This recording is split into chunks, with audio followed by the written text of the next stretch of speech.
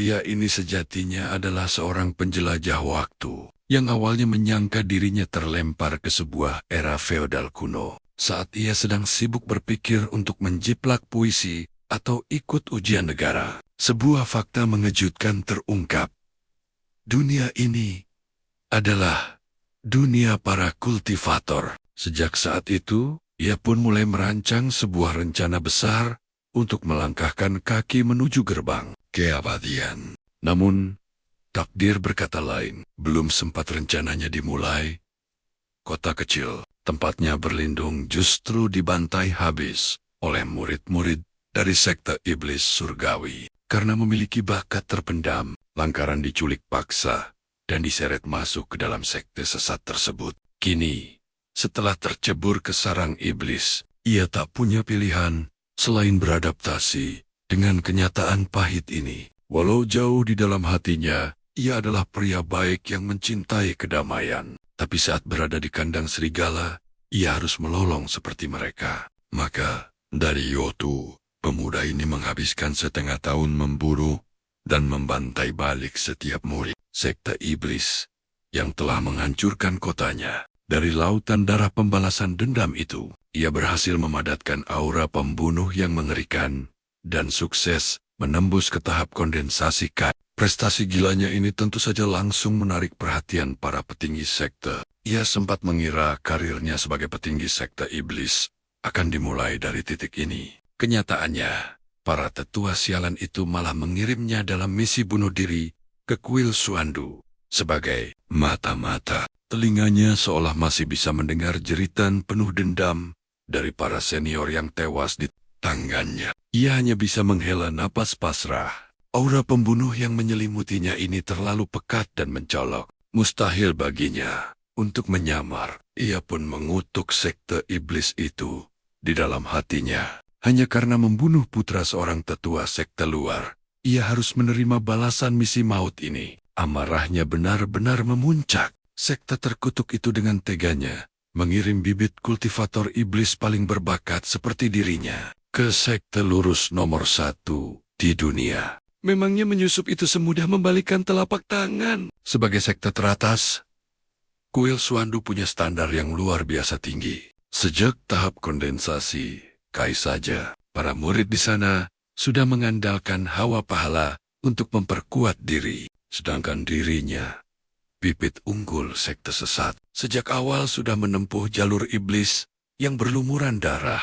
Jika disuruh beralih haluan dan berlatih hawa pahala, tentu saja ia mau. Tapi masalahnya, jalur kultivasi mereka benar-benar bertolak belakang. Terlebih lagi kuil Suandu akan segera mengadakan ujian murid pelataran dalam, yang penilaian utamanya adalah mengukur ketebalan hawa pahala. Syarat utama di sekte lurus ini adalah para murid harus rajin berbuat baik agar hawa pahala mereka terus terkumpul. Saat ujian nanti, pihak kuil akan menggunakan formasi raksasa untuk membantu murid berprestasi, memadatkan hawa pahala mereka, bahkan membimbing mereka menerobos ke tahap pembangunan fondasi. Ini adalah sebuah kemewahan dan fasilitas elit yang hanya diberikan oleh sekte nomor 1 kepada para murid terbaiknya. Chang Seng sendiri sebenarnya sudah lama berada di puncak tahap kondensasi kai, tapi masalahnya, ia tak punya setetes pun hawa pahala di tubuhnya. Satu-satunya yang ia miliki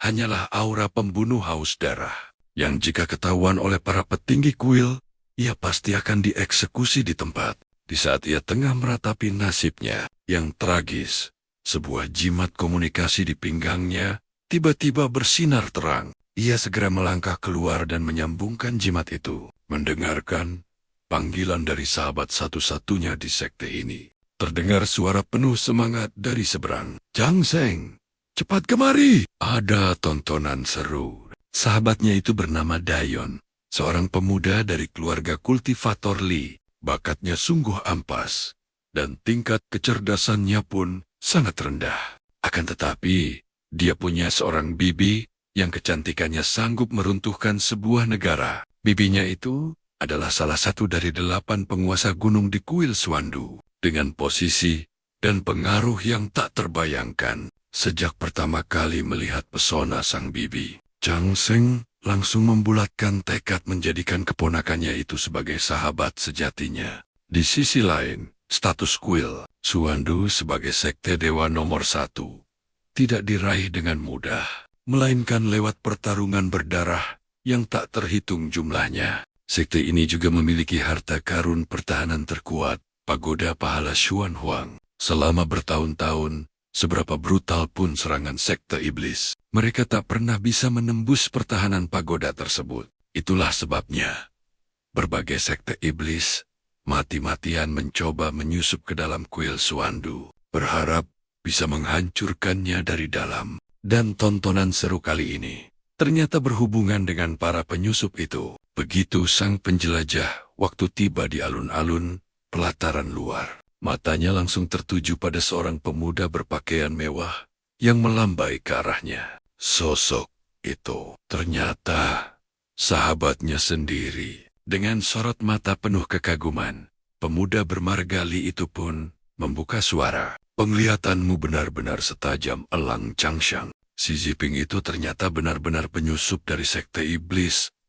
Bagaimana caramu bisa tahu? Mendengar pertanyaan itu, sang penjelajah waktu merespons dengan santai, seolah tanpa beban pikiran. Namun jauh di dalam hatinya, kewaspadaannya justru meningkat tajam. Ia membatin, seorang mata-mata profesional tak seharusnya mengigau. Itu adalah pelanggaran kode etik paling dasar. Sambil menjaga ekspresi datarnya, ia pun menjawab, dulu, waktu kami masih tinggal bersama, aku pernah mendengarnya mengigau dalam tidur. Faktanya, dialah yang membocorkan identitas Ziping tanpa perintah apapun dari sekte iblis. Misi utamanya di sini hanyalah untuk bersinar, membangun fondasi yang kokoh di sekte lurus ini, dan menapaki jenjang kekuasaan. Keputusannya mengorbankan sesama penyusup adalah murni inisiatifnya, menjadikan pemuda malang itu sebagai batu pijakan, sekaligus menjadi cara aman untuk menguji reaksi kuil Luandu terhadap para mata-mata iblis. Dengan nada penasaran yang dibuat-buat, ia kembali bertanya, lalu, di mana Ziping sekarang? Pertanyaan itu dijawab dengan enteng oleh sahabatnya. Sahabatnya itu menunjuk ke satu arah dengan dagunya. Tatapannya dingin saat menceritakan nasib akhir sang penyusup. Sudah tewas. Jiwanya dilenyapkan hingga tak bersisa. Yang ada hanya genangan darah itu. Mendengar jawaban yang begitu kejam, raut wajah Changshang sedikit menegang. Ia mencoba memancing lebih jauh untuk mengukur seberapa brutal sekte lurus ini memperlakukan tawanannya. Sambil menatap noda darah di kejauhan, ia berujar lirih. Bukankah seharusnya mereka diberi pencerahan lebih dulu? Siapa tahu jiwanya masih bisa diselamatkan dan kembali ke jalan yang benar. Sahabatnya yang berpakaian mewah itu hanya menggeleng, menertawakan kenaifan temannya. Ia menepuk pundak Changshang dengan lembut, menjelaskan betapa mustahilnya mengharap pertobatan dari seorang kultivator iblis. Terlebih lagi mereka yang sudah diselimuti aura haus darah. Menurutnya, tangan orang-orang seperti itu sudah berlumuran nyawa tak terhitung, sehingga eksekusi di tempat adalah satu-satunya pilihan. Perkataannya pun ditutup dengan sebuah kalimat yang membuat jantung sang penyusup serasa diremas. Kau hebat dalam segala hal, Changshang. Sayangnya, kau terlalu naif. Mana mungkin para anjing sekte iblis itu bisa bertobat, berbaik hati pada mereka, sama saja dengan berlaku kejam pada diri kita sendiri. Setelah jeda sesaat, pemuda dari keluarga Li itu teringat sesuatu yang penting. Ia bercerita bahwa bibinya telah menggunakan teknik pencarian jiwa pada sisa-sisa kesadaran Ziping. Dari sana, terungkap sebuah fakta mengejutkan. Sekte iblis ternyata masih menanam penyusup lain di angkatan mereka. Meski identitasnya masih misterius, sang bibi sangat yakin mereka akan terekspos dalam ujian pelataran dalam nanti. Dengan wajah serius, ia pun memberikan sebuah peringatan tulus untuk sahabatnya. Karena itu, berhati-hatilah akhir-akhir ini. Siapa tahu ada pengikut iblis nekat yang ingin membalas dendam padamu. Mendengar peringatan itu, ekspresi Chang Sheng seketika berubah suram dan tegang. Di satu sisi, ia harus mati-matian menyembunyikan jati dirinya. Tapi di sisi lain, ia juga dituntut untuk menunjukkan loyalitas penuh pada sekte ini. Dengan suara yang berat dan meyakinkan, ia pun merespons, "Aku akan lebih waspada. Para berdebah dari sekte iblis yang gemar membuat onar itu memang pantas dimusnahkan." Lawan bicaranya mengangguk setuju dengan antusias, menegaskan bahwa jalan lurus memang bertugas menumpas kejahatan dan membela kebenaran. Ia lalu menyampaikan pesan dari bibinya, sebuah pesan yang membuat masa depan pemuda di hadapannya tampak semakin menjanjikan. "Teruslah bersemangat, Chang Sheng. Bibiku menitip pesan, jika kau berhasil lulus ujian pelataran dalam nanti, kau bisa langsung menjadi murid pribadinya. Beliau sangat mengagumi potensimu." Di luar, sang penjelajah waktu hanya bisa mengangguk pasrah dan berterima kasih. Namun di dalam, otaknya berputar liar, memikirkan takdirnya yang kini berada di ujung jurang. Para petinggi sekte lurus ini memegang kendali mutlak atas hidup dan mati. Para penyusup sepertinya, bahkan untuk berbalik arah dan menyerah pun rasanya mustahil. Situasi barusan sudah membuktikan, niat baik untuk bertobat sekalipun tidak akan pernah dimaafkan. Di tengah jalan buntu yang mencekik ini, ia mencoba menenangkan dirinya, meyakinkan diri bahwa tak perlu panik, karena pasti masih ada celah untuk membalikkan keadaan. Otak Chang Sheng berpacu dengan kecepatan kilat, mencari jalan keluar dari situasi hidup dan mati ini. Dan tepat di saat itu, sebuah suara menggelegar laksana guntur, menggema di telinga setiap murid pelataran luar, membawa sebuah pengumuman yang mengguncang semua orang. Ketua kuil yang baru saja diangkat kemarin, hari ini memiliki waktu luang. Sang Master Agung sendiri yang akan memimpin formasi pengumpul Shi dan membuka ujian pelataran dalam. Perhatian bagi seluruh murid sekte luar. Segera berkumpul di alun-alun utama. Sekarang juga. Seketika, setelah gema suara itu sirna, tubuh Chang Sheng terlempar paksa, bergerak di luar kehendaknya. Dan saat matanya kembali terbuka, sebuah pemandangan mengejutkan terhampar. Ia kini berdiri tepat di pusat formasi sihir raksasa. Di kuil Swandu, teknik kondensasi Qi dikenal sebagai jurus penarik Qi. Namun yang ditarik bukanlah energi biasa, melainkan hawa pahala tak kasat mata dari alam semesta. Untuk menjadi murid kuil Swandu, bakat alami, struktur tulang, dan latar belakang memang jadi pertimbangan. Namun, ada satu hal yang nilainya di atas segalanya, yaitu pahala. Keyakinan kuil ini sangat kuat. Hanya mereka yang diselimuti hawa pahala yang pantas menyandang gelar sebagai murid sejati. Pahala adalah cerminan karakter, jejak rekam masa lalu, sekaligus penentu takdir masa depan.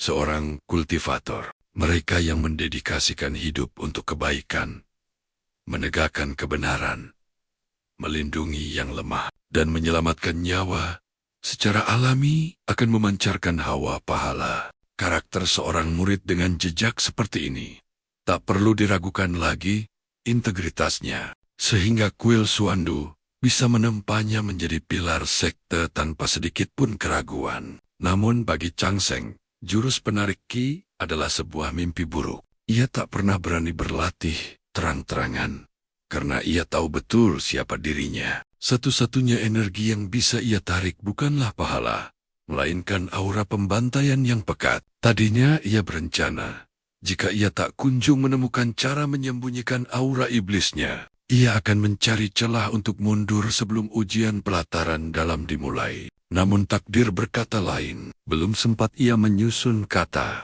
kuil Swandu justru melancarkan serangan fajar yang tak terduga ini. Rencananya hancur lebur seketika, dikelilingi formasi pengumpul Qi yang mulai aktif. Pemuda itu hanya bisa terduduk pasrah dalam posisi bersila. Pikirannya berpacu liar, mencoba mengingat serpihan kebaikan sekecil apapun yang mungkin pernah ia perbuat. Sementara itu, Di luar formasi, tetua sekte luar kuil Swandu membungkuk hormat pada sang ketua kuil agung. Setelah hening sejenak, ia bertanya penasaran. Ketua kuil, bukankah ujian murid sekte dalam seharusnya diadakan 3 hari lagi? Sang ketua kuil tersenyum tipis, lalu menjawab.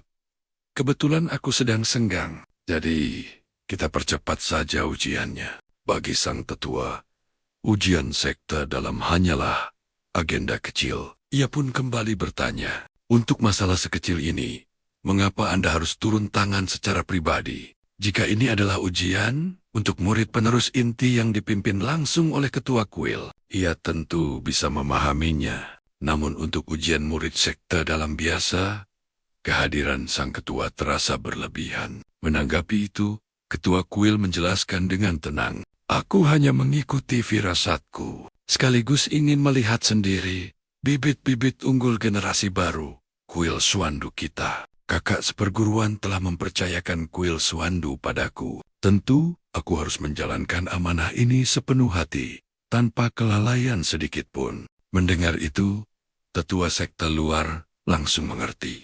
Mendiang ketua kuil Swandu adalah legenda tak tertandingi yang membawa sekte ini ke puncak kejayaan. Sebagai sekte abadi nomor 1. Pendahulunya terlalu gemilang. Wajar jika sang penerus memikul beban ekspektasi yang begitu berat. Kabar kedatangan ketua kuil membuat para petinggi puncak lainnya bergegas datang menghadap. Di antara mereka, tampak jelas sosok Changxi, bibi dari Dawan. Setelah saling sapa, perhatian mereka terpusat pada formasi penarik energi yang megah itu. Salah satu petinggi menoleh dan bertanya, Ketua kuil, adakah bibit unggul dengan pahala menakjubkan yang menarik perhatian Anda kali ini? Sang ketua kuil hanya menggeleng pelan, lalu merespon dengan santai.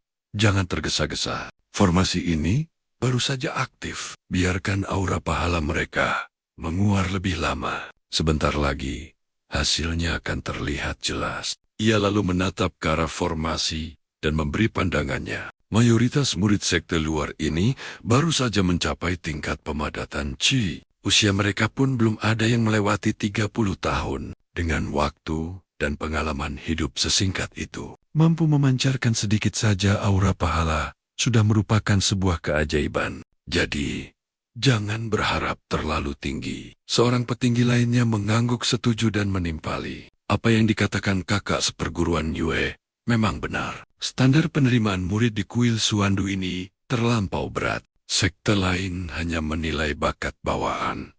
Lanjutnya mengeluh. Sementara kita menambahkan syarat agar murid di bawah 30 tahun pada tingkat pemadatan Qi. Tahap 7.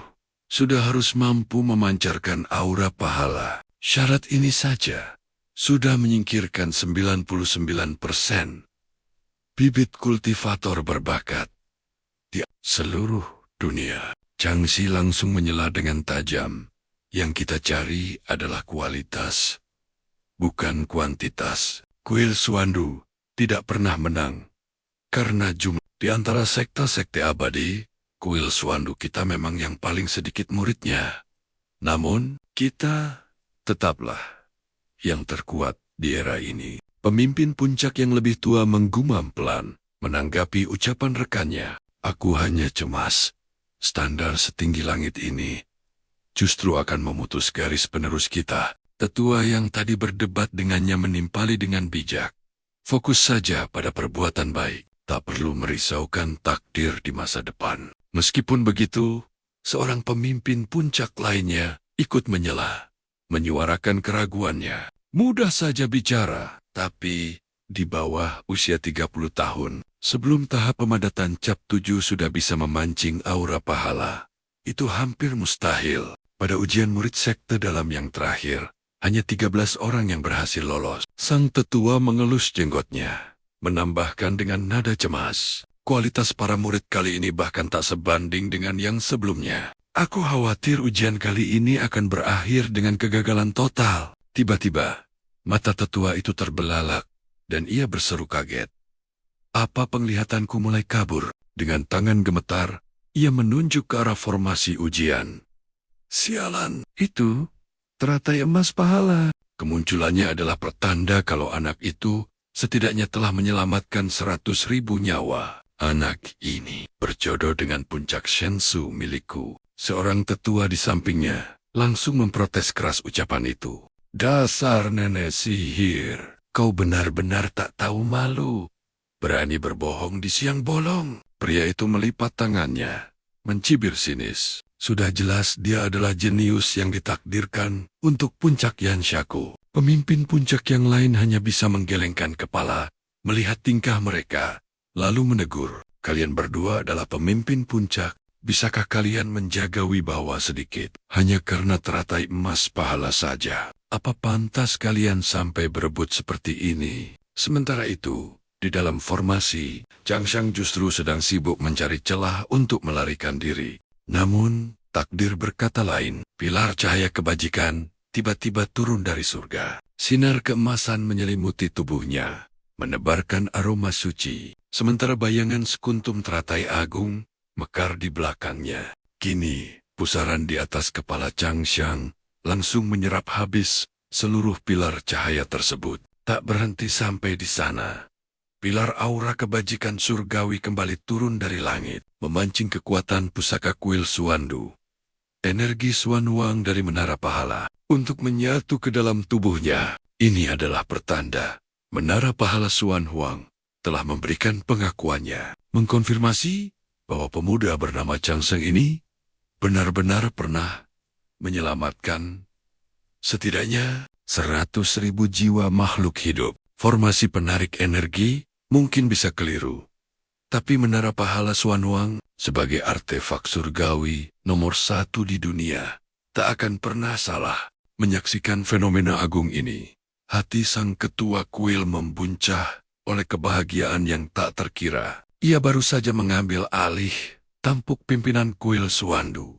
Dan kini muncul seorang murid yang mendapat pengakuan langsung dari artefak surgawi, menara pahala Xuanwang. Kehadiran pemuda ini adalah representasi dari kehendak langit. Sebuah pertanda bahwa kuil Suandu di bawah kepemimpinannya punya kesempatan untuk meraih kejayaan yang lebih tinggi. Ini adalah takdir baik. Changshan bagaikan jimat keberuntungan berjalan baginya. Sang ketua kuil tertawa, terbahak-bahak. Tatapannya pada Changshan kini dipenuhi dengan kehangatan, seraya ia bergumam. Mungkinkah anak ini adalah reinkarnasi dari seorang tokoh agung? Pasti tokoh dari fraksi lurus kita. Jika tidak, bagaimana mungkin di usia semuda itu, ia sudah mengumpulkan pahala sebesar ini? Di dunia kultivasi, kematian bukanlah sebuah akhir.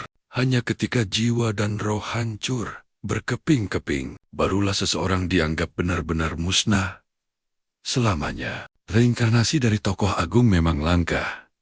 Namun bagi kuil Suandu, sebagai sekte abadi nomor 1, mereka punya pengetahuan dan fondasi yang dalam. Jika memang ada reinkarnasi dewa sejati yang muncul di kuil Suandu, hal itu bukanlah sesuatu yang akan membuat mereka terkejut berlebihan. Di masa lalu, kejadian semacam ini pernah terjadi 1 atau 2 kali. Dan setiap kali itu terulang, sosok reinkarnasi itu pastilah tokoh legendaris. Bahkan, sangat mungkin seorang dewa sejati dari alam atas menyadari kemungkinan ini. Para petinggi kuil Suandu tentu saja diliputi semangat yang membara. Namun, satu suara terdengar berbeda. Changxi menjadi satu-satunya yang maju untuk memberikan klarifikasi.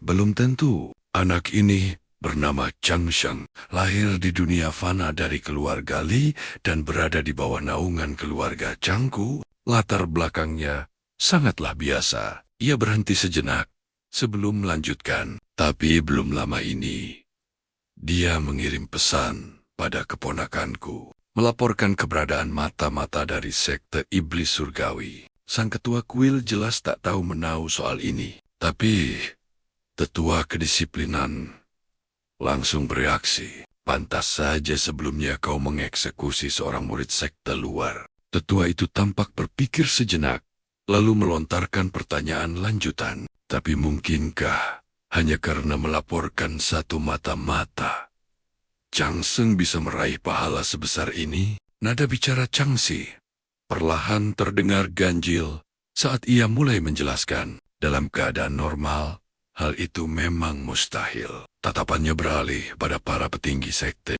Tapi mata-mata yang satu ini berbeda. Latar belakangnya sungguh tak terbayangkan. Dia adalah darah daging terlarang dari pemimpin sekte iblis surgawi. Sontak, seluruh aula menjadi hening seketika. Detik berikutnya, pandangan semua orang serempak terkunci pada sosok Changseng yang masih berselimut cahaya keemasan pahala yang menyilaukan. Salah satu tetua bergumam tak percaya sambil menatap layar formasi. Astaga, bocah ini bahkan belum menembus tahap pondasi, tapi sudah menjadi musuh bebuyutan dari iblis terkuat di era ini. Iblis Tuayu dari sekte iblis surgawi adalah monster yang kekuatannya setara dengan kakak seperguruan Linglong. Tekanan macam apa yang kini dipikul oleh pundak kecil itu? Tetua lainnya mengelus jenggotnya.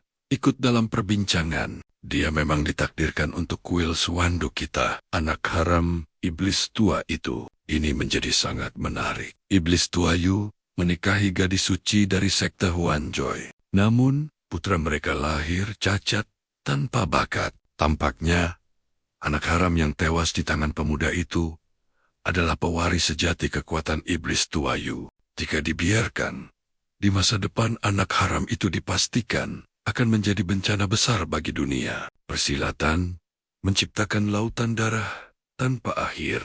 Tapi bagaimana iblis Tuayu bisa begitu lancang mengirim putranya sendiri ke kuil Suandu kita? Apa yang membuatnya begitu yakin anaknya bisa lolos dari ujian? Mendengar rentetan pertanyaan itu, Changxi menatap para tetua dengan sorot mata tajam. Dia memang sangat yakin. Perempuan itu melanjutkan penjelasannya dengan nada serius yang membuat atmosfer semakin mencekam. Setelah diselidiki, aku menemukan fakta yang mengerikan. Demi putranya iblis tua itu tega membantai 100.000 nyawa makhluk hidup. Dia kemudian menyiksa si pembantai hingga sekarat, hanya menyisakan satu tarikan napas terakhir. Dan pada akhirnya, dia membiarkan putranya sendiri yang melayangkan pukulan mematikan untuk mencuri pahala tersebut. Seandainya Changseng tidak melaporkannya, fenomena langit hari ini akan menjadi milik sang iblis muda.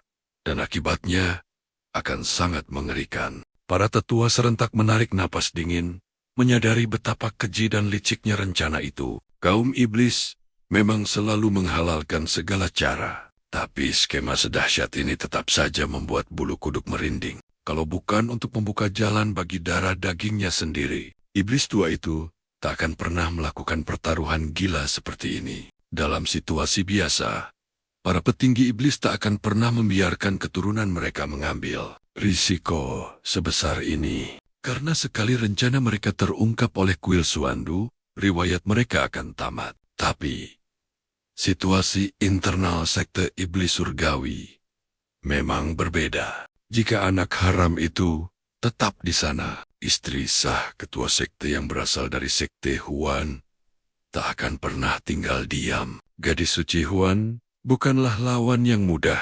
Begitu keberadaan anak haram itu terungkap, dia pasti akan langsung melenyapkannya dengan dukungan penuh dari sektenya.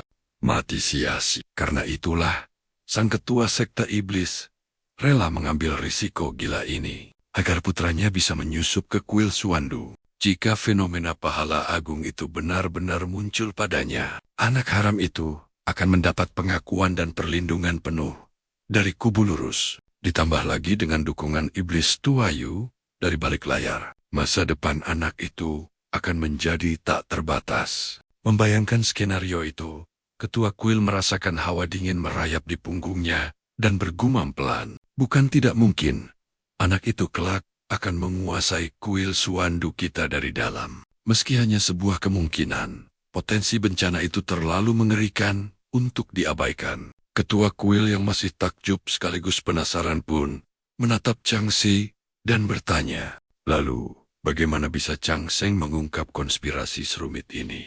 Sudut bibir Changxi sedikit terangkat, menahan senyum geli saat teringat jawaban pemuda itu. Ia mencoba menahan tawa saat menjawab singkat. Changseng mendengarnya mengigau saat tidur. Mendengar jawaban itu, para petinggi sekte yang hadir terdiam membisu.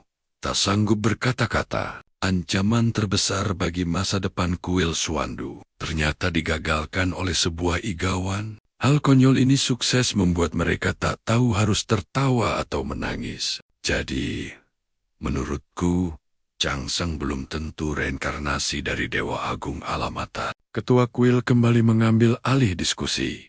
Mengangguk setuju dengan analisis tersebut. Bisa jadi, dia hanya secara kebetulan merusak rencana besar iblis Tuayu. Dan tanpa sengaja merebut takdir yang telah disiapkan si iblis untuk putranya. Tapi tak peduli, apakah Changseng adalah reinkarnasi Dewa Agung, atau hanya seorang pemuda yang dinaungi keberuntungan langit, dia tetaplah pemilik pahala agung ini. Dan kuil Swandu wajib mendukungnya dengan segenap kekuatan kita. Terlebih lagi, jika dia memang bukan reinkarnasi dewa, kita justru harus mendidiknya dengan lebih serius untuk menjadi sosok yang melampaui dewa. Sekalipun model, para petinggi kuil serempak mengangguk, menyetujui arahan sang ketua. Namun, di sisi lain, reinkarnasi dewa sejati jelas memiliki takdir dan tujuannya sendiri. Andai saja Changseng adalah jiwa yang kosong, kesetiaannya pada kuil Swandu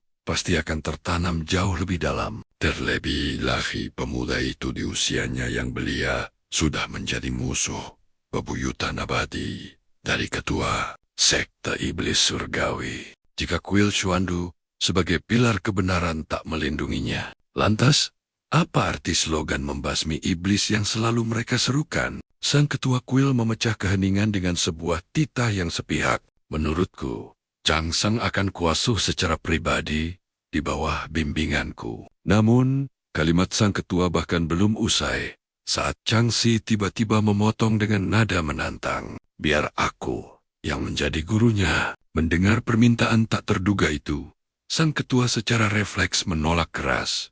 Mustahil, itu tidak akan pernah terjadi. Wajah Ayu Changxi langsung menggelap, menahan amarah yang membara karena penolakan telak itu. Tatapan tajamnya menghunus sang atasan saat ia melayangkan protes. Ketua kuil, jangan-jangan kau juga sama seperti mereka, menganggapku tak layak menjadi seorang guru? Ketua kuil tampak salah tingkah, mencari kata yang tepat agar tak melukai harga dirinya. Namun, petinggi lain sama sekali tak berniat berbasa-basi. Seorang pria parubaya langsung menyambar, membongkar aib masa lalunya tanpa ampun. Kau sudah membimbing 8 murid, dan ke-8 muridmu semuanya tewas secara tragis. Changseng adalah bibit unggul yang langka. Kumohon, biarkan dia hidup. Jangan jadikan dia korbanmu yang berikutnya. Changxi hanya mengibaskan tangannya dengan santai, seolah tak peduli. Ia pun mulai membela dirinya.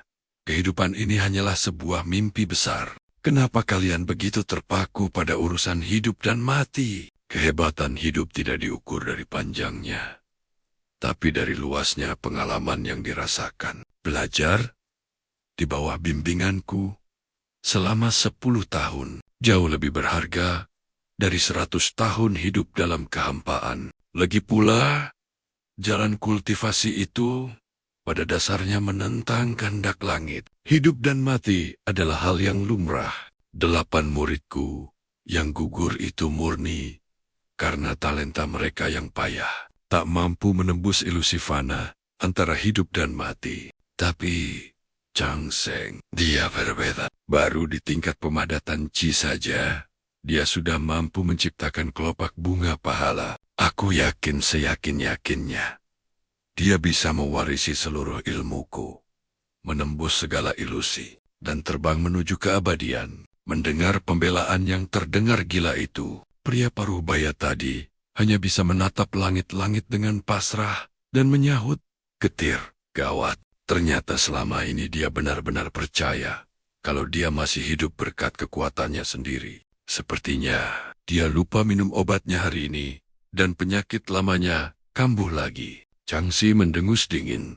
Tawa remehnya membalas ejekan itu dengan telak. Seorang kultivator rendahan sepertimu berani-beraninya menggoyahkan keyakinan jalanku, kesadaranku, sangat jernih. Justru kalian semua yang telah dibutakan, tenggelam dalam ilusi dunia fana, tanpa menyadarinya. Sudahlah, percuma bicara tentang es pada serangga musim panas. Intinya, bibit unggul seperti Changseng hanya pantas diajar olehku. Jika jatuh ke tangan kalian, itu sama saja seperti membuang giok pusaka ke dalam lumpur. Semua yang hadir hanya bisa tertawa getir. Tak tahu harus berkata apa lagi. Ketua kuil, sang penengah, akhirnya berdeham pelan, mengetuk palu dengan keputusan mutlak. Daripada kita terus berdebat, biarkan Changseng sendiri yang memilih gurunya kelak. Sementara di luar perdebatan sengit berlangsung. Di dalam formasi, Changseng sudah mencapai batasnya. Dia tak sanggup lagi menahan gelombang energi di tubuhnya. Sedikit lagi, dia pasti akan menembus ke tingkat pembangunan fondasi dengan sempurna. Tingkat pembangunan fondasi adalah gerbang kedua di jalan kultivasi. Sebuah lompatan krusial yang menentukan batas potensi seorang kultivator di masa depan. Tingkat pemadatan Shi adalah saringan pertama untuk menyingkirkan mereka yang tak punya bakat. Sementara pembangunan fondasi akan kembali menyaring para jenius yang tersisa hingga menyisakan segelintir orang. Di tengah lautan energi spiritual itu, keraguan sempat melanda benak Changseng. Dia berpikir keras, menimbang posisinya saat ini. Statusku di sini hanyalah seorang mata-mata. Jika aku terlalu pamer kekuatan dan menjadi pusat perhatian, bukankah itu akan membahayakan misiku? Namun, keraguan itu hanya bertahan sesaat. Dengan tatapan mantap, Changseng akhirnya melepaskan segel di dalam dirinya, melangkah maju menuju tingkat pembangunan fondasi. Kenangan pahit dari masa lalunya di Sekte Iblis Surgawi kembali terlintas. Dulu, dia sudah mati-matian merendah, namun pada akhirnya, ia justru dikhianati dan dilempar begitu saja ke sarang musuh oleh tetua. Rendahan hanya untuk mati sia-sia. Misi, rahasia. Changseng mendengus. Ambisi membara membisik di dalam hatinya. Mata-mata katamu, mulai sekarang, akulah murid sekte dalam nomor 1 di kuil Suandu, calon ketua kuil di masa depan, dan bintang harapan bagi seluruh aliran lurus. Apa yang perlu kutakutkan dengan bibit pahala selangka ini? Bahkan jika aku ingin merendah, kekuatanku takkan pernah mengizinkannya. Di Sekte Iblis Surgawi, tak ada seorang pun yang melindunginya. Belajar dari kepahitan itu, kini ia bertekad menjadi jenius tak tergantikan di mata para petinggi. Kuil Suandu. Begitu tekadnya bulat, sebuah ledakan energi dahsyat membuat Changseng berhasil menembus batas dan resmi menjadi kultivator tingkat pembangunan fondasi. Pada saat yang sama, hawa membunuh yang terpendam dalam dirinya juga ikut meledak dengan kekuatan mengerikan. Dalam sekejap, kekuatan fisiknya melonjak lebih dari 10 kali lipat dibandingkan saat masih di tingkat pemadatan Kai. Ternyata, aura pahala dan aura pembunuh benar-benar bisa tumbuh bersamaan. Menyadari fakta ini, tekad Changseng untuk mengabdi pada aliran lurus kini semakin tak tergoyahkan. Tentu saja, terobosan fenomenal ini langsung menyedot perhatian sang ketua kuil. Pahala milik Changseng membuatnya melesat ke puncak pembangunan pondasi tahap menengah, dan kekuatan fisiknya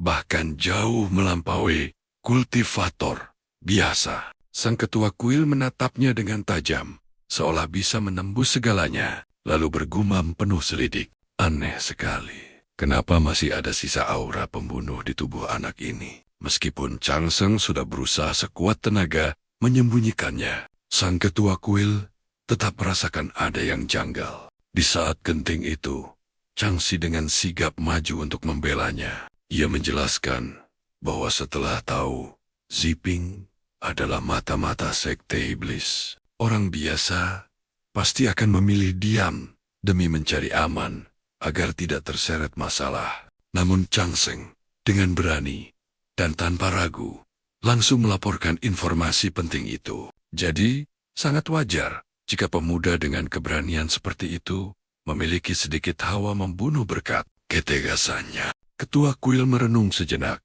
lalu mengangguk pelan, menerima penjelasan itu. Melihat Chang Seng sukses menembus batas dan energinya masih terus melonjak liar, ketua kuil pun segera bertindak demi mencegah fondasi kultivasi pemuda itu goyah akibat peningkatan yang terlalu dipaksakan. Sang ketua kuil mengulurkan tangan dan menarik Chang Seng keluar dari formasi penarik energi raksasa. Chang Seng sendiri bahkan tak sempat mencerna apa yang baru saja terjadi. Ketua sekte luar segera maju dan angkat bicara. Ia menegur Chang Seng agar lekas memberi hormat, karena di hadapannya kini berdiri langsung sang ketua kuil beserta 8 pemimpin puncak kuil Suandu. Mendengar itu, jantung Chang Seng serasa mau copot karena terkejut. Ia pun buru-buru menangkupkan tangan dan membungkuk dalam. Salam hormat, ketua kuil dan para pemimpin puncak. Sang ketua kuil tertawa ramah, memintanya untuk tenang dan tidak perlu sekaku itu. Beliau lalu berkata bahwa ia mendengar dari pemimpin puncak Li tentang laporan Chang Seng mengenai mata-mata dari sekte iblis surgawi. Ketua kuil mengamatinya dari atas sampai bawah. Semakin lama, semakin ia menyukai pemuda ini. Bagaimanapun, Chang Seng adalah jimat keberuntungan hidup baginya. Dialah jenius pertama yang tak tertandingi, yang muncul sejak ia menjabat sebagai ketua kuil. Sang ketua kuil menatapnya penuh arti dan bertanya, "Apa kau tahu siapa sebenarnya mata-mata itu? Adakah identitas khusus yang ia miliki?" Chang Seng terdiam membeku, benar-benar bingung. Tak ada sedikit pun kepura-puraan di wajahnya saat ia membalas, "Memangnya siapa dia?" Ketua kuil tersenyum tipis. "Kebetulan, keberuntunganmu sangat baik karena bertemu dengan mata-mata yang sangat istimewa. Orang yang kau laporkan itu adalah anak haram dari iblis tua Tuayu." Wajah Chang Seng masih dipenuhi kebingungan saat ia bertanya, "Iblis tua? Siapa itu?" Ketua kuil baru teringat kalau pemuda di hadapannya ini berasal dari dunia biasa. Beliau pun menjelaskan, "Iblis tua Tuayu adalah ketua sekte iblis surgawi, sekaligus gembong iblis terkuat di era ini." Mendengar fakta itu, Chang Seng menjerit dalam hati. Apa ketua sekte iblis itu sudah gila? Beraninya dia mengirim anak kandungnya sendiri ke kuil Suandu hanya untuk bunuh diri. Kesadaran menghantam pemuda itu seperti palu godam. Dia baru ingat dirinya adalah mata-mata sekte iblis surgawi, dan dia baru saja menghabisi nyawa putra dari atasannya. Saat itu, Huga, penyesalan sedingin es, menjalari tulang punggung Chang Seng. Andai saja dia bisa sedikit lebih berbelas kasih pada rekan sesama mata-matanya. Ekspresi Chang Seng yang pucat pasi dan tatapan penuh kengerian itu dapat dimengerti sepenuhnya oleh kepala kuil beserta para petinggi lainnya. Sang kepala kuil mencoba menenangkannya dengan nada penuh kebanggaan. "Jangan cemas, mengingat kau sekarang adalah bagian dari kuil Suandu. Sekte ini akan menjadi perisaimu. Meskipun iblis Tuayu memiliki kekuatan yang mengerikan, dia tak akan berani berbuat gegabah di hadapan kuil Suandu kita. Siapapun yang berada di bawah naungan kuil Suandu, tak akan ada satu jiwa pun yang berani menjamahnya." Namun, jaminan itu sama sekali tak bisa menenangkan hati Chang Seng. Dia hanya bisa tersenyum getir, lalu merespons dengan lirih. Pepatah mengatakan, hanya ada pencuri yang sabar menunggu 1000 hari untuk beraksi. Tidak akan pernah ada orang yang sanggup waspada menjaga rumahnya selama 1000 hari penuh. Jika ketua sekte iblis surgawi benar-benar mengincarku, dia punya ribuan cara untuk melakukannya. Pemuda itu sadar betul akan kenyataan pahit ini. Terlebih lagi dirinya sendiri adalah bukti nyata bahwa mata-mata sekte iblis bisa menyusup. Siapa yang tahu ada berapa banyak lagi pengkhianat di dalam kuil ini? Intinya Chang Seng sama sekali tidak merasa aman. Kepala kuil kembali menenangkannya, menegaskan bahwa dunia kultivasi punya aturannya sendiri. Beliau menjelaskan dengan tatapan tajam, dengan status dan posisinya, iblis Tuayu terikat aturan tak tertulis untuk tidak turun tangan. langsung menyerang junior sepertimu. Jika dia nekat melanggar batasan itu, kuil Suandu bersumpah akan membalasnya berkali-kali lipat. Ingat, Chang Seng, kau kini adalah murid resmi dari kuil Suandu. Jika ada satu saja ahli dari sekte iblis yang berani menindasmu, kami akan membalas dengan memusnahkan 10 murid penerus inti mereka. Seketika, secercah harapan meledak di dalam dada Chang Seng. Tanpa ragu, dia langsung bersujud. Terima kasih banyak atas perlindungan Anda, Kepala Kuil. Di dalam hatinya dia percaya, kuil Suandu memang punya kekuatan untuk mewujudkan ancaman sebesar itu. Tapi semua itu sia-sia. Iblis tua Yu baru saja kehilangan putra kandungnya. Luka seorang ayah yang mengubur anaknya sendiri adalah dendam kesumat yang takkan pernah bisa terhapus oleh aturan manapun. Menghadapi kebencian sedalam itu, berharap iblis tua Yu akan patuh pada peraturan. Sama saja seperti bertingkah bodoh,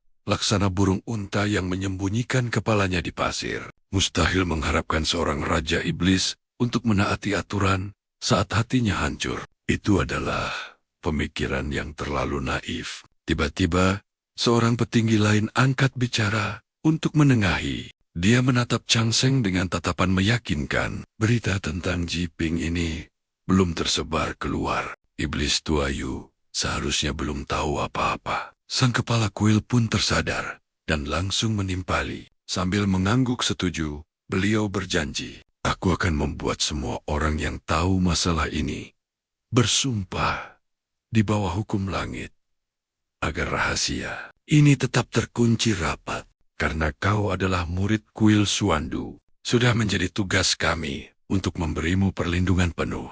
Mendengar itu, kedua mata Chang Seng kembali berbinar cerah.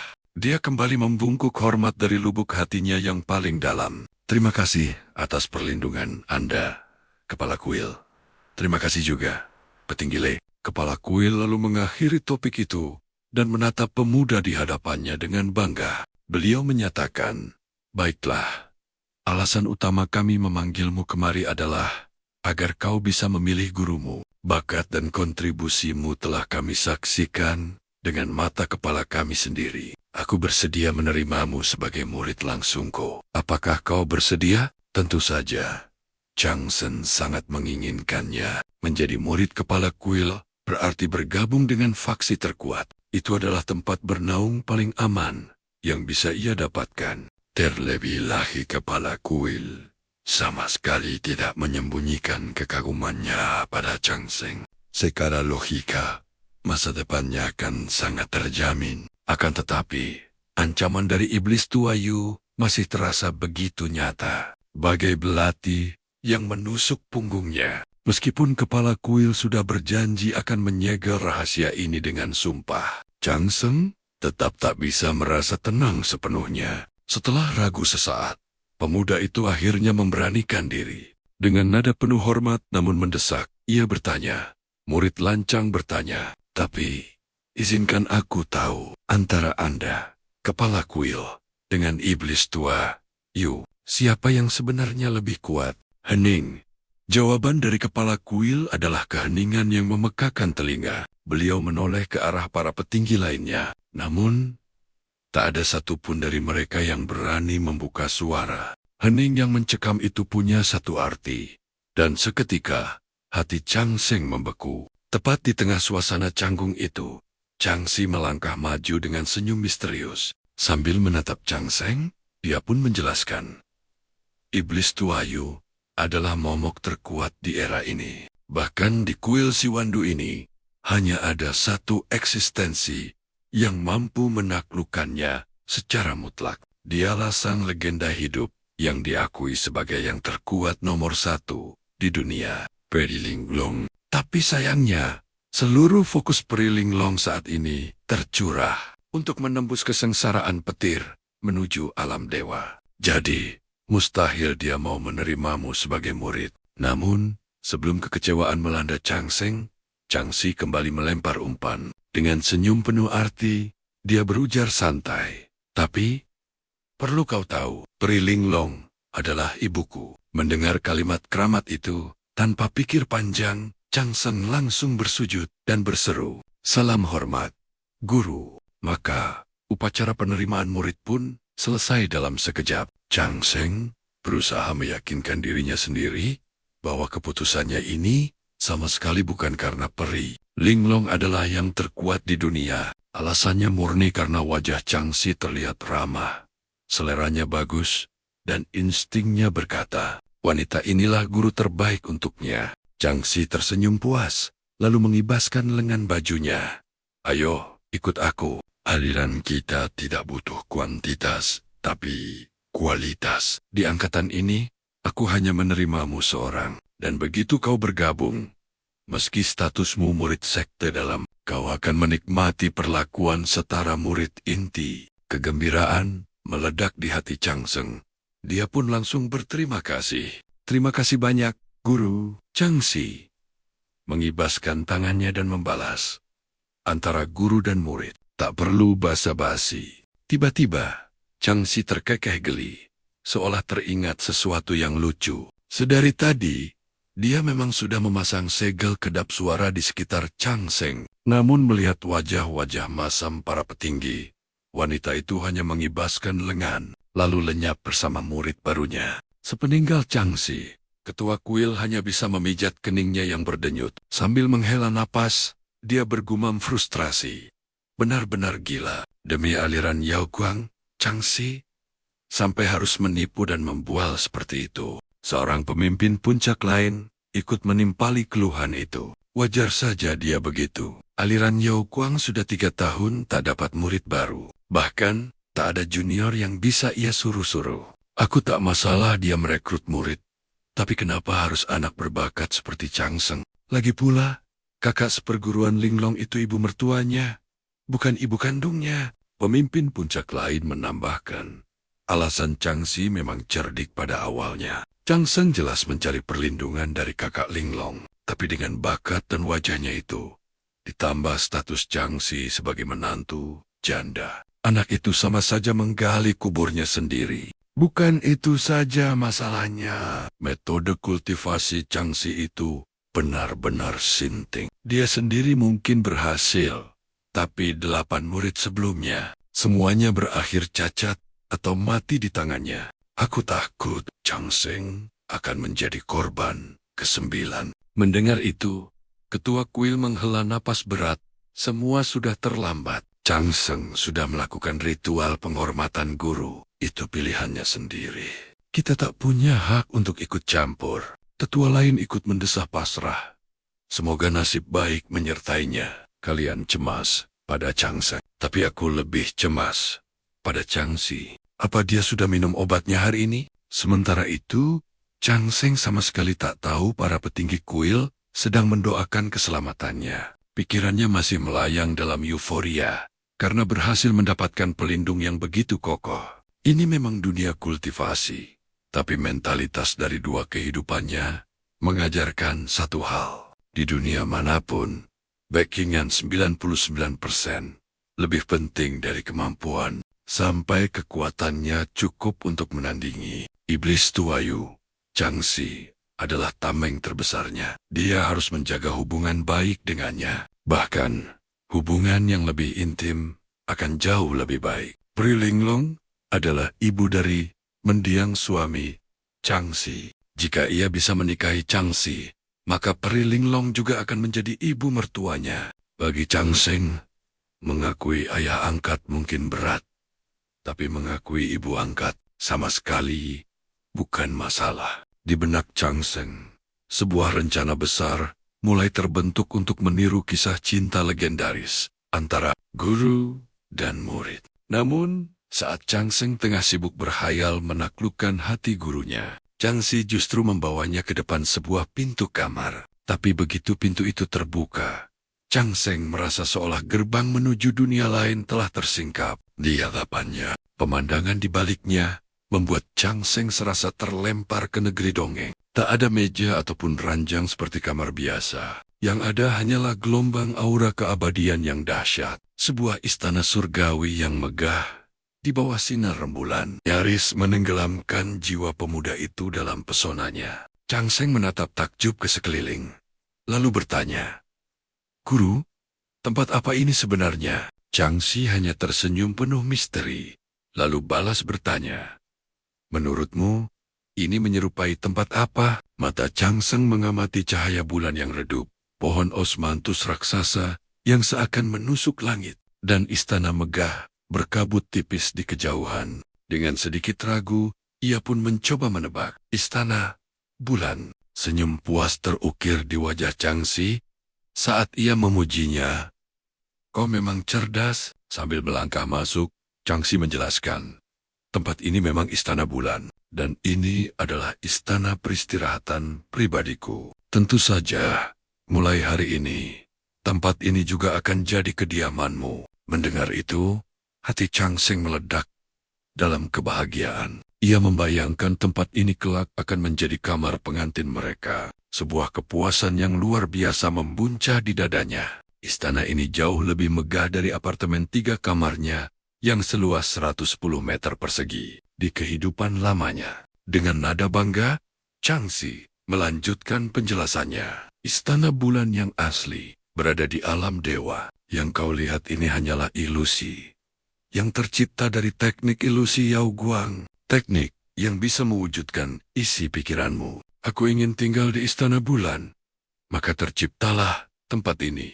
Aliran Yao Guang kita memiliki teknik ilusi terhebat di seluruh dunia. Dengan tingkat kultivasiku saat ini, mengubah ilusi menjadi kenyataan bukanlah hal yang mustahil. Jadi, anggap saja tempat ini adalah istana yang sesungguhnya. Chang Seng dengan sigap melontarkan pujian mautnya. Guru memang yang terhebat, tak peduli ilusi atau bukan, selama ia terlihat dan terasa nyata. Maka ini adalah istana bulan yang asli. Chang Si menatap muridnya penuh harap dan berpesan. Dari 8 aliran di kuil Suandu, Yao Guang adalah yang terkuat. Di masa depan, jangan pernah kau mencoreng nama besar aliran kita. Sambil menepuk dada dengan yakin, Chang Seng berikrar, "Guru, tenang saja. Murid bersumpah akan berlatih keras dan membawa kemuliaan bagi guru dan aliran Yao Guang." Senyum Chang Si semakin merekah penuh kepuasan. "Bagus sekali. Tidak sia-sia.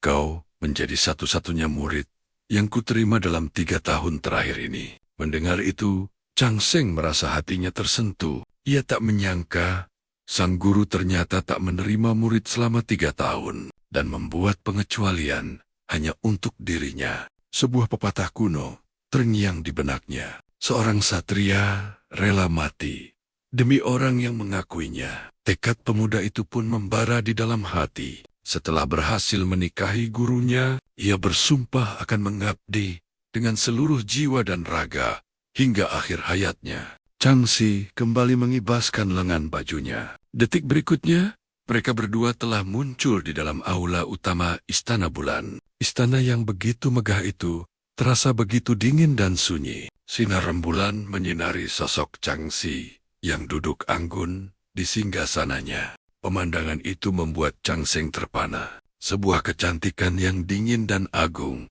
begitu memukau hingga mencapai puncaknya. Chang Seng merasa dirinya bukan pria hidung keranjang, tapi hasrat untuk memeluk dan menghangatkan gurunya yang kesepian itu begitu membuncah. Namun tepat di saat itu, satu kalimat dari bibir Chang Si membuat seluruh tubuh Chang Seng membeku seketika. Semua ambisi liarnya lenyap tak berbekas dalam sekejap. Yang tersisa hanyalah teror yang mencengkeram jiwanya. Saat Chang Si tiba-tiba bertanya, "Seberapa banyak ingatanmu tentang kehidupan masa lalumu?" Sebelum Chang Seng sempat berkata apa-apa, Chang Si melanjutkan dengan nada yang begitu tenang. "Chang Seng, hentikan sandiwaramu. Aku tahu kau bukan berasal dari dunia ini, tapi jangan takut. Karena aku juga sama. Mari kita berkenalan ulang secara resmi. Aku, penguasa bintang bulan. Wahai rekan setau, dewa suci dari alam mana dirimu berasal?" Ekspresi Chang Seng berubah drastis, dipenuhi syok dan kebingungan. Ternyata mereka berdua adalah penjelajah dunia. Mencoba mencerna situasi gila ini, Ia menjawab ragu.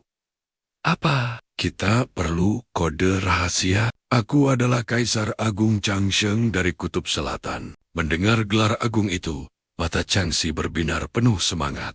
Pantas saja, saat pertama kali melihatmu, rekan setau, aku langsung merasakan ikatan yang tak asing. Ternyata, rekan Dawi Sedau adalah salah satu dari 6 kaisar langit yang agung. Sang Raja Sejati, Yuki. Changxi menatapnya dengan sorot mata penuh emosi. Rekan Dawi Sedau, kau memang selalu menepati janji. Kau pernah berkata, takdir kita akan bertemu lagi di siklus reinkarnasi. Dan ternyata, inilah momen yang telah dijanjikan itu.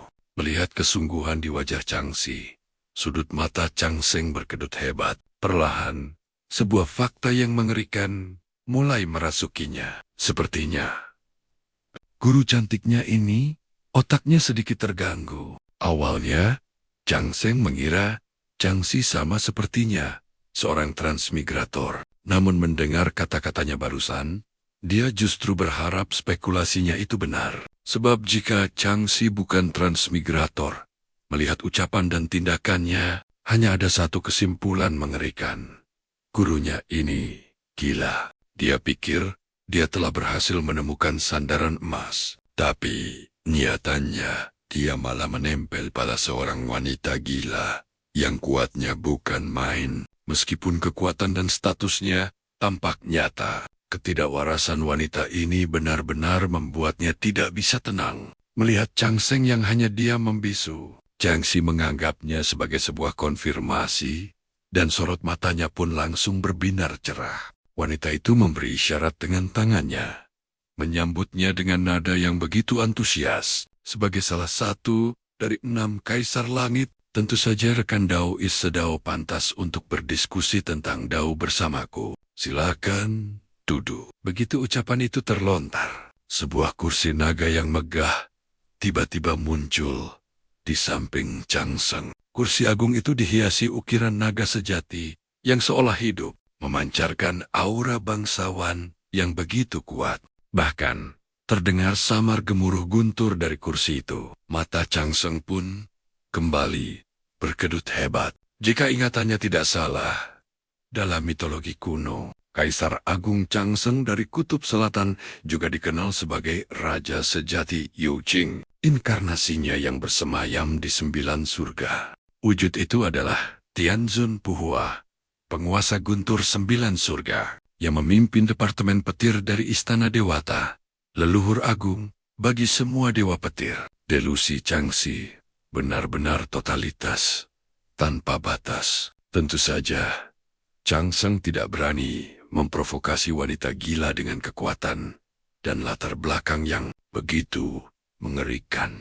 Dia hanya bisa pasrah dan terpaksa ikut memainkan peran dalam drama yang diciptakan Changxi. Changxi menatapnya dalam-dalam lalu bertanya, rekan Dao Is Sedao, kapan kesadaran sejatimu bangkit kembali? Changsheng berpikir keras mencari jawaban aman, lalu menjawab, kira-kira setahun yang lalu. Pemuda itu membalas sambil mencoba menggali informasi. Hanya saja, aku tidak menyangka kalau kesadaran sejati dari penguasa bintang bulan juga telah terbangun. Changxi mengangkat dagunya dengan angkuh. Aku adalah penguasa bintang bulan dari zaman kuno. Eksistensiku setara dengan Kaisar Iblis, sebuah ilusi belaka. Apa artinya bagiku? Bahkan jika ini diciptakan oleh seorang saint, mustahil bisa menjebakku untuk selamanya. Sudut bibir Changsheng tak henti-hentinya berkedut, berusaha menahan rasa ngeri. Dunia dalam delusi wanita ini ternyata punya logika yang sangat rapi dan terstruktur. Changsheng mengangguk setuju. Ucapan penguasa bintang memang benar. Meskipun seorang saint itu perkasa, kita berdua adalah penguasa di alam ilahi. Masing-masing memegang domainnya sendiri. Walau kita tak bisa menghancurkan ilusi ini seketika, setidaknya menjaga kesadaran kita tetap utuh bukanlah hal yang sulit. Namun Changxi menggelengkan kepalanya dengan ekspresi iba, lalu menyanggah, perkataan Raja Sejati kurang tepat. Menjaga kesadaran mungkin mudah bagi kita berdua, Tapi makhluk fana lainnya di dunia ini tidak memiliki pondasi sekuat kita. Mereka semua telah tenggelam dalam ilusi ini tanpa sadar. Sungguh menyedihkan sekali. Chang Seng hanya bisa pasrah dalam hati. Benar, kau kuat. Jadi apapun omong kosongmu adalah kebenaran mutlak. Chang Seng menatapnya, lalu kembali bertanya. Lalu, mengapa penguasa bintang bisa sampai terjebak di sini? Chang Si menghela napas panjang. Tatapannya berubah sendu. Ini adalah kisah yang sangat panjang. Kisah ini menyangkut pergantian zaman dan takhta tertinggi. Aku adalah penguasa dari era yang lama. Dan di era yang baru ini, tak ada lagi bahtera yang sanggup membawa keberadaanku. Chang Seng menatap wajah cantiknya, mati-matian menahan diri untuk tidak melontarkan komentar pedas. Wanita ini memang delusinya tingkat dewa. Tapi kekuatannya jelas bukan lelucon. Chang Si kembali menatapnya, lalu melanjutkan. Sebenarnya, hubungan antara kau dan aku sangatlah erat. Hanya saja, ingatanmu belum pulih sepenuhnya. Jika tidak, aku tak perlu repot-repot menjelaskan semua ini padamu. Jantung Chang Seng serasa mencelos mendengar teguran halus itu. Nampaknya, ia tak punya pilihan lain selain mengikuti alur cerita gila Chang Si. Satu langkah salah, dan penyamarannya akan hancur berkeping-keping. Chang Seng pun terpaksa berimprovisasi dan menimpali. Ucapan penguasa bintang memang benar adanya. Ingatanku perlahan mulai kembali. Penguasa bintang adalah penguasa bintang bulan, yang cahayanya menyinari seluruh cakrawala. Sebuah bintang utama, yang kedudukannya setara dengan bintang matahari. Sebagai seorang penguasa agung dari masa lalu, yang memegang otoritas sebesar itu, sudah sewajarnya jika para penguasa era baru merasa eksistensinya terancam, bagaikan duri dalam daging bagi mereka. Chang Si mengangguk dengan tatapan penuh pemahaman, lalu menyat. Perkataan raja sejati sangat masuk akal. Kekuatanku yang terlalu dahsyat memang menjadi salah satu alasannya. Chang Seng menghela napas dengan ekspresi prihatin. Takdir penguasa bintang dan takdirku ternyata benar-benar serupa. Dengan tatapan penuh empati, Chang Si menatapnya. Tentu saja, raja sejati adalah salah satu dari 6 kaisar langit di Istana Dewa. Secara teori, posisimu setara dengan kaisar langit Hao Tian yang agung. Namun, takhta kekuasaan hanya ada satu. Sosok haus kuasa, seperti Hao Tian, sudah pasti tak akan rela berbagi langit dengan eksistensi sepertimu. Dalam hatinya, Chang Seng merasa kalau pembicaraan ini semakin melantur dan tidak karuan. Tapi ia tetap memasang senyum memuji dan berkata, penguasa bintang sungguh jenius. Analisismu tidak meleset sedikit pun. Sejak perang penganugerahan dewa berakhir, aku memang naik takhta sebagai Kaisar Agung Chang Seng dari Kutub Selatan. Aku menguasai siklus hidup dan mati, mengatur pahala dan dosa, mengendalikan awan dan hujan, membasmi iblis dan siluman, serta memberi perintah pada guntur dan petir. Di atasku ada jalan kebenaran langit, dan di bawahku, aku bertugas menolong jiwa-jiwa yang menderita di alam baka. Kekuasaanku terlampau besar, sehingga musuhku ada di setiap penjuru langit dan bumi, dan alasanku bisa terjebak dalam ilusi ini. Sungguh sebuah kisah yang memalukan untuk diceritakan. Chang Si mengerutkan dahi, berpikir keras sebelum menyampaikan analisisnya. Kita bisa terperangkap di dunia mimpi ini tanpa perlawanan. Pasti ada dalang di baliknya. Aku menduga orang suci Junti dari Sekte Barat telah beraliansi secara rahasia dengan Hao Tian. Kita semua telah terperangkap di dalam dunia mimpi ilusi milik orang suci Junti. Terlebih lagi, musuh kita mungkin bukan hanya mereka berdua. Dalam hatinya, Chang Seng benar-benar terperangah. Dunia imajinasi orang ini benar-benar terbangun dengan sempurna. Logikanya begitu rapat, seolah tanpa celah sedikit pun. Pemuda itu menghela napas pasrah. Jika memang orang suci Junti yang bertindak, aku khawatir akan sangat sulit bagi kita untuk menghancurkan ilusi ini. Namun, Chang Si justru mengibaskan tangannya dengan angkuh. Nada bicaranya penuh dengan arogansi yang tak tergoyahkan. Raja sejati tak perlu cemas. Mitos bahwa orang suci itu abadi dan tak terkalahkan sudah lama kupatahkan. Bahkan orang suci saja bisa tewas oleh racun. Itu artinya mereka juga bisa dibunuh. Kegagalan Kaisar Dong Huang di Jun dan 12 leluhur penyihir di masa lalu itu hanya membuktikan bahwa mereka semua masih kurang kuat. Justru aku ingin menantang takdir itu sendiri. Akan kubantai orang suci itu dan merebut posisi agung mereka. Chang Seng hanya bisa berseru takjub dalam hatinya. Orang ini benar-benar luar biasa gilanya. Semakin parah tingkat kegilaan seseorang, semakin liar pula imajinasinya. Sebagai seorang penjelajah waktu, Chang Seng merasa benar-benar kalah telak. Ia pun menangkupkan kedua tangan dengan penuh hormat dan mulai melontarkan pujian. Ambisi penguasa bintang sungguh setinggi langit. Hamba benar-benar tidak ada apa-apanya jika dibandingkan denganmu. Seperti kata pepatah, dalam 3 orang pasti ada guruku. Hari ini, aku benar-benar harus banyak belajar dari penguasa bintang. Chang Si menerima pujian itu dengan santai.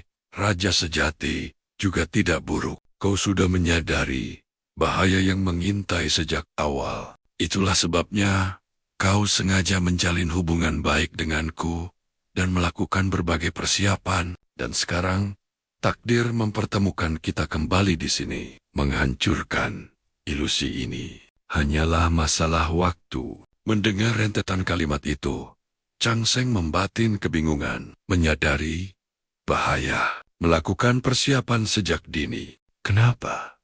Ucapan orang ini terdengar semakin cocok dengan kenyataan yang sebenarnya terjadi. Chang Seng tak berani berspekulasi lebih jauh dan segera mengalihkan topik.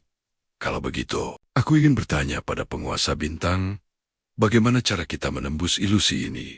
Chang Si tersenyum penuh percaya diri, lalu menjawab, sebenarnya itu tidak sulit. Proses kenaikan ke alam dewa adalah sebuah hukum mutlak dari alam semesta. Selama kita berhasil mencapai tahap kenaikan di dalam ilusi ini, kita bisa menghancurkan dunia fana ini dan kembali ke alam dewa yang sesungguhnya. Chang Si menatapnya dengan tatapan menilai, lalu menambahkan, Raja sejati adalah penguasa agung di alammu. Meskipun kau mencapai pencerahan setelah diriku, kita berdua tetaplah dewa-dewa agung yang setara. Aku tak bisa meremehkanmu begitu saja. Begini, aku akan melapor pada ketua kuil terlebih dahulu mengenai hal ini. Mulai detik ini, panggil saja aku kakak seperguruan. Wahai Raja sejati, aku akan menerima murid di bawah panji guruku, agar kita bisa setara. Bagaimana menurutmu? Tentu saja, Chang Seng sama sekali tak peduli soal panggilan. Yang terpenting baginya adalah satu fakta. Wanita gila di hadapannya ini memiliki kekuatan yang tak terduga. Pemuda itu pun mengangguk, lalu menjawab dengan hormat. Kalau begitu, terima kasih banyak, penguasa bintang. Chang Seng memutuskan untuk terus mengikuti alur permainan gila wanita ini. Tiba-tiba, di tengah obrolan mereka, sesosok kelinci bertelinga panjang dengan mata bulat menerobos masuk ke istana dengan panik. Sambil berlari, kelinci itu berteriak nyaring. Gawat, gawat, majikan, Anda belum meminum obat hari ini. Melihat kelakuan hewan itu, Chang Si hanya tertawa ringan, lalu menjelaskan, ini adalah siluman kelinci yang kuberikan pencerahan. Dia membantuku mengurus istana bulan ini. Anggap saja dia kepala pelayan kelinci. Sayangnya, kecerdasannya masih jauh di bawah kelinci giok dari istana Guanghan yang legendaris. Itulah sebabnya ia tak mampu menembus ilusiku. Maaf telah membuatmu melihat pemandangan konyol ini, Raja sejati. Chang Seng hanya bisa tersenyum kaku menatap kelinci pembawa obat itu. Tidak masalah, jawabnya singkat. Chang Si bertepuk tangan perlahan. Matanya berbinar kagum. Kau memang pantas menyandang gelar Raja sejati. Di seluruh dunia ini, hanya denganmu lah aku bisa bicara dari hati ke hati. Namun, Kepala pelayan kelinci tiba-tiba menyela. Majikan, cepatlah minum obatnya. Ini adalah resep khusus dari Periling Lo. Changxi menghela napas pasrah, lalu bergumam. Beginilah dunia ilusi. Daripada terus diganggu, lebih baik kuturuti saja. Ingat, Raja Sejati, jangan pernah berpikir kalau aku ini benar-benar sakit. Chang Seng mengangguk dengan wajah super serius. Tentu saja tidak. Balasnya mantap. Dia tahu betul, pantang bagi orang dengan gangguan jiwa untuk disebut sakit. Chang Seng sangat memahami aturan tak tertulis itu. Sesaat setelah meminum obatnya, tatapan Changxi berubah bingung saat melihat Chang Seng. Kenapa kau duduk di hadapanku? Belum sempat Chang Seng menjawab. Sedetik kemudian, Changxi tertawa lebar dan berkata, "Tenang saja, Raja Sejati. Aku sama sekali tidak sakit. Jika kita berdua menyatukan kekuatan, menaklukkan dunia ilusi ini hanyalah perkara waktu." Melihat tingkah majikannya, si kepala pelayan kelinci hanya bisa menatap langit dan menghela napas panjang, cemas, karena penyakit majikannya sepertinya semakin parah. Setelah pertemuan aneh itu, kepala pelayan kelinci mengantar Chang Seng ke kediaman barunya. Sebelumnya, Changxi telah mewariskan kepadanya ajaran kultivasi, aliran Yao Guang, hingga tingkat inti emas. Wanita itu juga memberinya sebuah kartu giok hitam yang berfungsi sebagai akses istana bulan, sekaligus kunci untuk membangkitkan ilusi saat berlatih. Chang Seng sendiri belum sempat mencerna semua ilmu yang diterimanya. Maka, begitu mereka melangkah keluar, ia langsung bertanya pada si kepala pelayan kelinci. Tentu saja, sang kepala pelayan tahu persis apa yang ingin ditanyakan pemuda itu, yaitu tentang kondisi sang guru. Ada yang salah dengan jalan kultivasinya, jelas si kelinci. Teknik ilusi aliran Yao Guang memang tak tertandingi di dunia ini, dan bakat majikan adalah yang nomor 1 di dunia. Masalahnya, pemahamannya akan ilusi telah jauh melampaui level kultivasinya sendiri. Akibatnya, ia menganggap seluruh dunia ini adalah ilusi, dan hanya dialah satu-satunya orang yang sadar dan bisa melihat kebenaran. Kondisi yang benar-benar sulit dijelaskan. Chang Seng tak bisa menahan diri untuk bertanya, apakah penyakitnya tak bisa disembuhkan? Pengobatan selalu dilakukan, tapi semakin tinggi kultivasinya, penyakitnya justru semakin menjadi-jadi. Keluh si kelinci. Apa tidak ada cara lain untuk menolong guru? Desak Chang Seng. Jika ada kesempatan, ia tentu ingin menyembuhkan paha emas alias pelindung kuatnya ini. Kepala pelayan kelinci tampak berpikir sejenak, lalu menjawab perlahan. Jika suatu hari nanti kau bisa menemukan wanita yang jauh lebih cantik dari majikan, bawa dia ke hadapannya. Siapa tahu, itu bisa menjadi obatnya. Kenapa begitu? Tanya Chang Seng. Tak mengerti. Kelinci itu membalas, alasan majikan begitu yakin dirinya adalah penguasa bintang bulan adalah karena ia belum pernah bertemu wanita yang lebih cantik darinya. Itulah yang membuatnya percaya bahwa dialah wanita tercantik nomor 1 di seluruh alam dewa. Mendengar itu, Chang Seng benar-benar tak bisa berkata-kata. Tingkat kepercayaan diri yang sudah mencapai level dewa seperti ini baru pertama kali ia lihat seumur hidupnya. Oh ya, kenapa majikan memanggilmu Raja Sejati? Kepala pelayan kelinci mendadak teringat percakapan mereka tadi. Merasa ada sesuatu yang aneh. Chang Seng terbatuk ringan, bersiap untuk mengeluarkan cerita karangannya. Identitasku yang sesungguhnya adalah Kaisar Agung Changshang dari Kutub Selatan. Seorang raja sejati yang terlahir kembali. Si kepala pelayan kelinci berbalik, menatap Changshang dengan pandangan yang tak bisa diartikan. Ia lalu menyindir. Majikanku adalah orang gila yang menyamar jadi normal. Sementara kau, orang normal yang berpura-pura gila. Pantas saja kalian cocok. Dengan kelihayanmu beradaptasi seperti ini, mungkin nasibmu tak akan seburuk 8 pendahulumu yang malang. Jantung Changshang serasa berhenti berdetak. Hidup lebih lama dari 8 orang yang bernasib sial? Apa Apa arti dari semua ini? Si kelinci menyeringai. Jangan bilang kau pikir dirimu murid elit di sekte Yao Guang? Tentu saja. Tidak, sanggah Changsheng dengan cepat. Justru sebaliknya. Si kelinci mengoreksi. Kau adalah satu-satunya murid yang tersisa di sekte ini. Aku ini bukan murid. Posisiku cuma peliharaan, sekaligus kepala pelayan. Kepanikan mulai menjalari Changsheng. Ia memberanikan diri memastikan dugaannya. Maksudmu, semua murid sebelumku tewas? Kepala pelayan kelinci mengangguk dengan ekspresi yang sangat serius, membenarkan mimpi buruk itu. Bagaimana mereka bisa tewas? Tanya Changsheng. Suaranya bergetar. Si kelinci menjelaskan. Bagi majikanku, dunia ini hanyalah ilusi. Karena itu, setiap kali berlatih, dia tak pernah mempedulikan bahaya sekecil apapun. Dia tak acuh apakah muridnya akan hidup atau mati. Baginya, yang terpenting hanya maju menantang maut tanpa ragu. Dari 10 nyawa, 9 pasti melayang.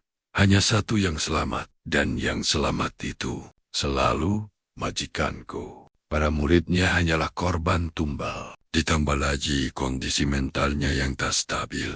Seringkali menyeret mereka ke dalam situasi yang mematikan. Semoga kau beruntung, Changsheng. Aku hanya berharap kau bisa bertahan hidup melewati usia 30 tahun. Sebuah bayang-bayang keputusasaan yang kelam langsung menyelimuti batin Changsheng. Setiap kata dari si kelinci bagaikan ramalan buruk yang tak terhindarkan. Changsheng mencoba mencari secercah harapan. Kepala pelayan kelinci. Jika kegilaan guru semakin parah, apa yang akan terjadi? Si kelinci terdiam sejenak. Gemetar ketakutan yang nyata terlihat di matanya.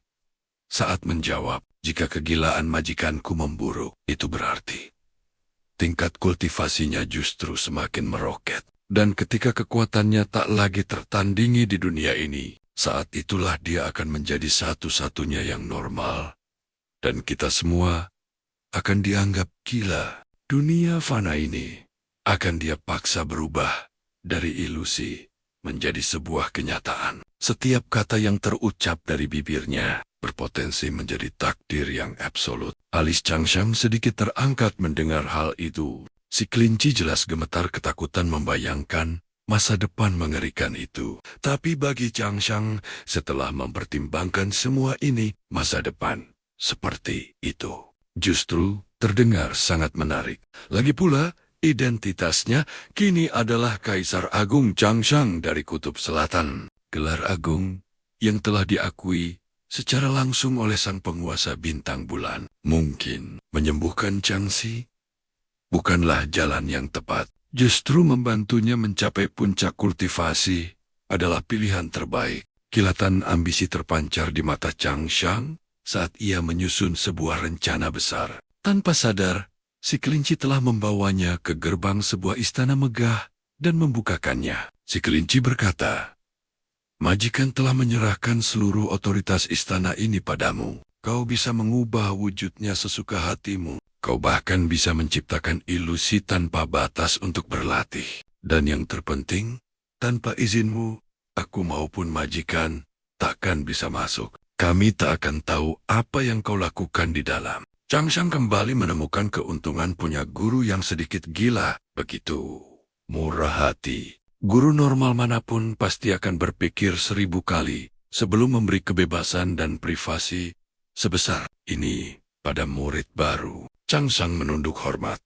Sampaikan terima kasihku atas hadiah guru dan terima kasih atas bimbinganmu, kepala pelayan kelinci. Si kelinci menatapnya lekat untuk terakhir kali. Ia berpesan, soal kultivasi, bertanyalah pada pemimpin puncak sekte lain atau seniormu. Ingat, jangan pernah dengarkan ajaran majikanku. Aku muak harus menggali kuburan baru di istana bulan ini. Tepat setelah kelinci itu selesai bicara, hembusan angin dingin yang menusuk tulang tiba-tiba berhembus kencang. Samar-samar terdengar lolongan arwah penuh dendam terbawa angin.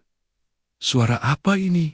Jangan-jangan Di tempat ini benar-benar ada kuburan. Namun sebelum Zhang Sheng sempat bertanya, sosok si kepala pelayan kelinci lenyap di telan udara. Pada saat yang sama, kabut abu-abu misterius perlahan merayap, menelan semua pemandangan di luar istana. Menyaksikan pemandangan ganjil itu, Zhang Sheng tak punya nyali untuk melangkah keluar dan mencari tahu. Dia bergegas masuk ke dalam istananya, mengunci rapat gerbang utama, dan menyegel semua firasat buruk itu di luar. Setelah memastikan keadaan aman, barulah ia mengeluarkan kartu hitam pemberian gurunya. Menurut sang guru, hanya dengan memurnikan kartu ini, dia bisa memasuki alam ilusi untuk berlatih.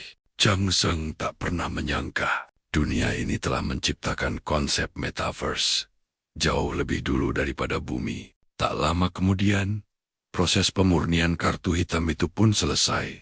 Zhang Sheng lantas menenggelamkan kesadarannya ke dalam kartu. Dalam sekejap mata, dia telah berdiri di hadapan sebuah gerbang raksasa yang berdiri megah. Di bawah kakinya, lautan monster iblis yang tak berujung terlihat sedang menggempur sebuah kota. Bertahan di atas tembok kota, para pejuang bertarung habis-habisan dengan tubuh berlumuran darah.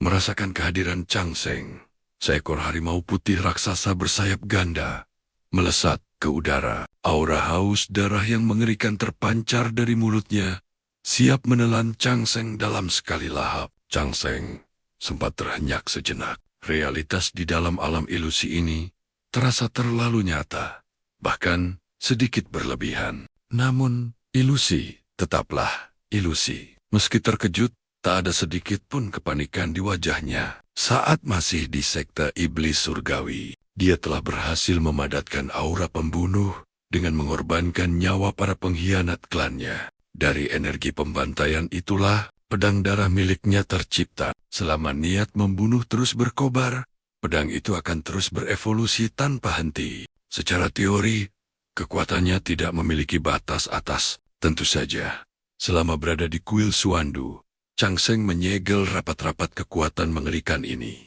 Tapi di dalam dunia ilusi ini, semua batasan itu seolah sirna, tak berbekas. Meski wujud harimau terbang itu mengejutkannya, Zhang Sheng langsung memadatkan kabut darah di tangannya menjadi sebuah senjata. Sebuah tebasan cepat diarahkan ke sang harimau bersayap. Suara daging yang terkoyak terdengar begitu jernih di telinganya. Di saat yang sama, pedang darah di tangannya menjadi lebih solid, dan aura pembantaian di sekelilingnya kian mengental. Akan tetapi, Zhang Sheng sama sekali tidak punya waktu untuk bersenang-senang. Dia sadar, dia baru saja membangunkan sarang lebah.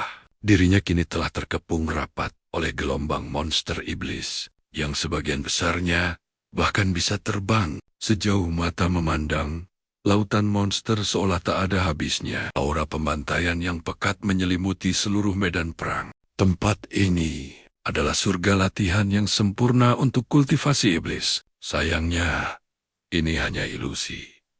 Tunggu, tidak. Untung saja, ini hanyalah ilusi. Tapi, entah itu jalan iblis atau jalan kebenaran, selama bisa digunakan untuk menolong sesama, maka itu adalah teknik yang baik. Menyadari dirinya berada di alam ilusi, Zhang Sheng pun memutuskan untuk berlatih dan mengasah insting membunuhnya. Bayangan merah darah menari-nari, beradu dengan energi pedang yang membubung tinggi ke langit. Dipicu oleh aura pembantaian yang tak terbatas, kekuatan Zhang Sheng meroket dengan kecepatan yang tidak masuk akal. Teknik kultivasi iblis memang menjanjikan kemajuan pesat di tahap-tahap awal. Ditambah pasokan aura pembunuh yang melimpah, level kekuatan Zhang Sheng benar-benar melonjak drastis. 3 jam kemudian, Zhang Sheng menatap pemandangan mengerikan di mana setiap ayunannya menciptakan sungai darah. Dia memandangi gunungan bangkai monster yang terhampar di tanah. Kering kerontang tak bersisa, setetes darah pun. Seluruh tubuh pemuda itu mendadak mati rasa. Fenomena sungai darah ini adalah bukti nyata bahwa dia telah membantai puluhan ribu makhluk hidup. Jika ini adalah dunia nyata, membawa kekuatan semacam ini kembali ke kuil Suandu hanya akan menciptakan lautan darah yang sesungguhnya. Beruntung, gerombolan monster iblis itu telah berhasil ia musnahkan, hingga tak bersisa. Chang Seng merasa tidak perlu membuang-buang waktu lebih lama lagi.